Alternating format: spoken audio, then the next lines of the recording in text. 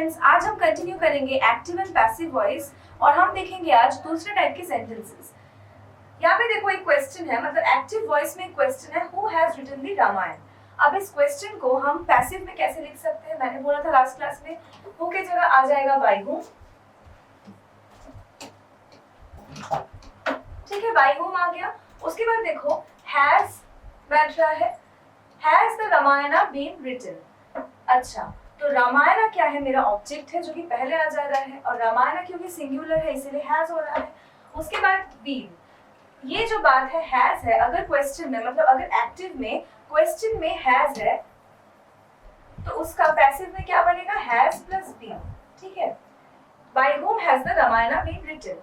ये कौन सा टेंस है, ये परफेक्ट टेंस है, प्रेजेंट परफेक्ट टेंस, इसीलिए हैज के साथ बीन ऐड हो रहा है। ठीक है, उसके बाद देखो who broke this beautiful glass, ये कौन सा टेंस है, ये है past tense, simple past tense. उसके बाद मैंने क्या लिखा, बाय हुम, क्योंकि सिंपल पास्ट टेंस है इसीलिए बी का कौन सा फॉर्म होगा, was this beautiful glass broken. Okay, who solved that problem, same thing, by whom was that problem solved. Is it clear?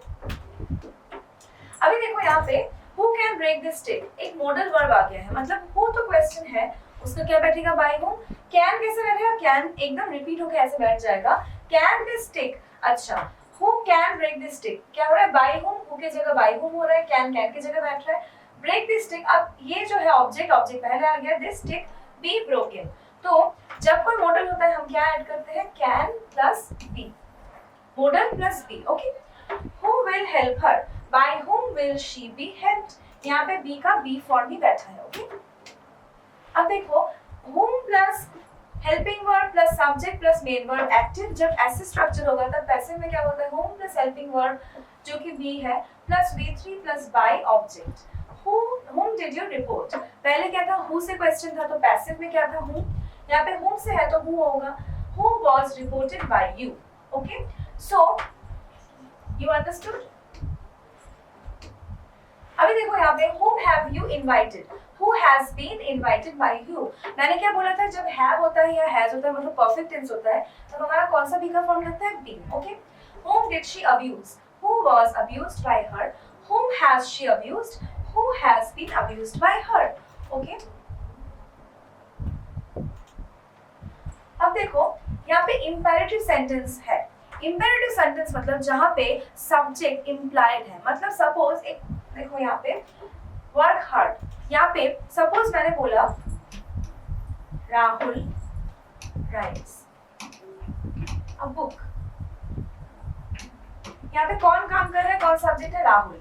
लेकिन इस सेंटेंस में देखो क्या कोई सब्जेक्ट मेंशन है, work hard, no subject is mentioned. So what is this sentence, ये imperative sentence है क्योंकि यहाँ पे सब्जेक्ट इम्प्लाइड है। मैं वर्क हार्ड बोल रही हूँ मतलब किसी को तो बोल रही हूँ ना कि तुम मतलब मेहनत से काम करो, लेकिन हाँ सब्जेक्ट का नाम मैंने उस तरह से मेंशन नहीं किया है। डू नॉट गो देयर, वहां मत जाओ, लेट मी टॉक, इन टाइप के सेंटेंसेस क्या बोला जाता है, इंपेरेटिव सेंटेंस। और इनका स्ट्रक्चर क्या होगा, verb one do, do not, let, मतलब कोई एक चीज हम देखेंगे जैसे कि वर्क हार्ड, इसमें कौन सा वर्ब है, वर्ब वन है, डू हो सकता है, डू नॉट हो सकता है, या फिर लेट हो सकता है। जैसे यहाँ पे डू नॉट से दिया गया है, ये एक नेगेटिव सेंटेंस है, वहां मत जाओ। बेसिकली ये कौन से टाइप के सेंसेस के लिए यूज होता है, order, request, command etcetera. Okay, इनका पैसिव कैसे बनेगा, लेट्स सी। देखो यहाँ पे शट द डोर, डोर को बंद करो, let the door be shut, हम इसको कैसे लिख सकते हैं, let the door be shut, late आ जाना है, फिर द डोर जो कि ऑब्जेक्ट है, बी का फॉर्म, बी का जो फॉर्म है वो वही बैठ रहा है, बी शट। अब एक चीज देखो, शट, अगर मैंने क्वेश्चन किया शट व्हाट, द डोर, तो ये जो डोर है ये ऑब्जेक्ट है। ठीक है, ऑब्जेक्ट का पैसिव बनाना इजी है, लेकिन work hard, work what, there is no answer, so no object. ठीक है ना, देखो यहाँ पे ऑब्जेक्ट नहीं है but we have to make passive. So कैसे हम कर सकते हैं, we are adding this particular thing, you are ordered to work hard. ठीक है, hard is worked by you ऐसे नहीं बोलना है। Okay, switch off the lights, switch off what, the lights, तो कैसे लिखेंगे, let the lights be switched off. Did you understand? Let कब यूज हो रहा है, जब कोई ऑब्जेक्ट है। अगर लेट मतलब कब यूज नहीं कर सकते, जब वर्ब के बाद ऑब्जेक्ट नहीं है, then what can we use, you are ordered to, या फिर you are requested to, etcetera etcetera. Okay, अभी देखो do not go there, you are ordered not to go there. ठीक है, ऐसा नहीं होगा you are ordered to not go there, because अगर मैं टू नॉट गो देयर लिखूं तो एक चीज देख लो,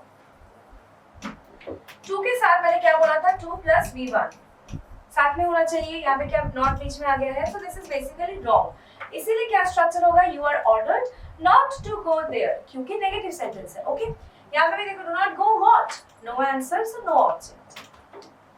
now see help the needy woman, अभी क्या है, एडवाइस।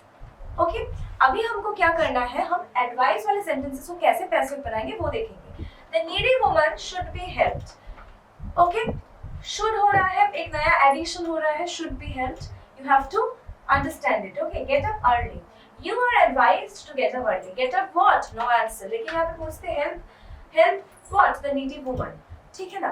तो देखो बेसिकली क्या हो रहा है, यहाँ पे भी ऑब्जेक्ट नहीं है, इसीलिए फिर से वही फ्रेज है, you are advised to get up early. Okay, अभी देखो यहाँ पे please help me, you are requested to help me, जब हम प्लीज वाले सेंटेंसेस यूज करेंगे तब उनका पैसिव में you are requested to, this will be the additional phrase. Okay, and now we are looking at request wale sentences.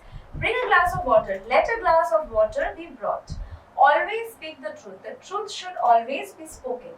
Okay, so did you understand all these sentences? Now let's see next slide mein kya hai. Please open the door, you are requested to open the door, do not smoke, you are advised not to smoke, do not what.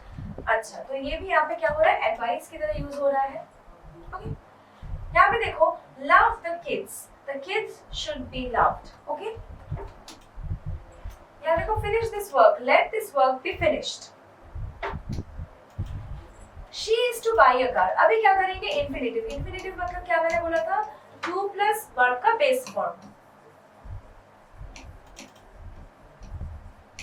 अब यहाँ पे देखो, a car is to be brought by her, इसका passive कैसे बन रहा है, she is to buy a car, a car क्या है, ऑब्जेक्ट है जो पहले मैंने बैठा दिया, is to be brought by her, क्या हो रहा है, is इसकी तरह बैठ रहा है, to be brought, to buy का क्या हो रहा है, to be brought, मतलब इन्फिनेटिव का अगर हम पैसिव बनाएंगे तो to buy का क्या बन रहा है, to bought, to be brought, ठीक है ना।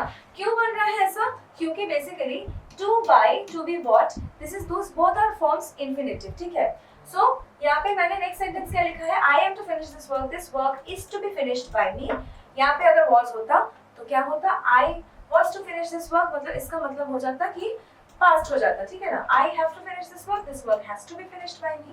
Okay, अभी देखो, he has to learn all the lessons have to be learned by him, all the lessons have क्यों है, क्योंकि lessons है plural. Okay, the school administration is to take strict actions against the rapist, इसका क्या हो रहा है, some strict actions against the rapist are to be taken by the school administration. Very easy.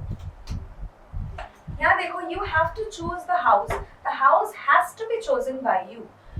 The police are to arrest the boys are to be arrested. देखो यहाँ पे मैंने by the police नहीं लिखा है, इस वजह से क्योंकि sometimes we can omit the subject, जहाँ पे समझ में आता है कि subject मतलब understood है, मतलब arrest कौन करेगा, पुलिस के अलावा कोई कर सकता है। So basically I can omit the subject, लेकिन अगर देंगे तो गलत नहीं है। Okay, let's see कि कहाँ हम omit कर सकते हैं। देखो, पुलिस के लिए कर सकते हैं, people के लिए कर सकते हैं, public के लिए, everyone, someone, no one, anyone। Everyone, someone, no one, anyone, ये सारे क्या है, ये हमारे indefinite pronouns है जो हम बाद में पढ़ेंगे pronouns के चैप्टर में। तो क्या है, पब्लिक, पुलिस और पीपल, ठीक है, इन तीनों के लिए हम omit कर सकते हैं। अब देखो, पीपल स्पीक इंग्लिश हियर, यहाँ पे कहाँ omit कर सकते हैं वही मैंने दिखाया है। English is spoken here by people, बोलने का जरूरत नहीं है क्योंकि लोगों के द्वारा ही बोला गया होगा, ये तो समझ में आ रहा है। Somebody has stolen my pen, किसी ने मेरा पेन चुराया, my pen has been stolen, मेरा पेन चोरी हो गया है। सो समझ में आ रहा है कि किसी ने तो चुराया होगा, by someone और by somebody का जरूरत नहीं है। ओके, सो बेसिकली आज हमने देखा एक्टिव एंड पैसिव में कि हम इन्फिनेटिव का कैसे बना सकते हैं, जब हमारा to by है, मतलब 2 plus V1 है, उसका पैसिव क्या बन रहा है, 2 plus V plus V3, ठीक है ना। This is the form. उसके बाद मैंने क्या देखा, बाय होम वाले सेंटेंसेस देखे मैंने, बाय होम वो किसका पैसिव था, जब हु से आ रहा था क्वेश्चन तब, और अगर एक्टिव में था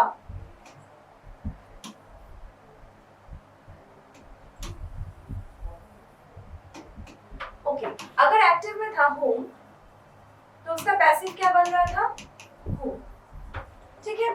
सो और पे हम ओमिट कर सकते हैं, वो भी आपने देखा। ओके, सो नेक्स्ट क्लास में हम एक्टिव एंड पैसिव वॉइस को कंटिन्यू करेंगे। हमारे वीडियो को लाइक कीजिए, चैनल को सब्सक्राइब कीजिए और वीडियो को शेयर कीजिए। Thank you.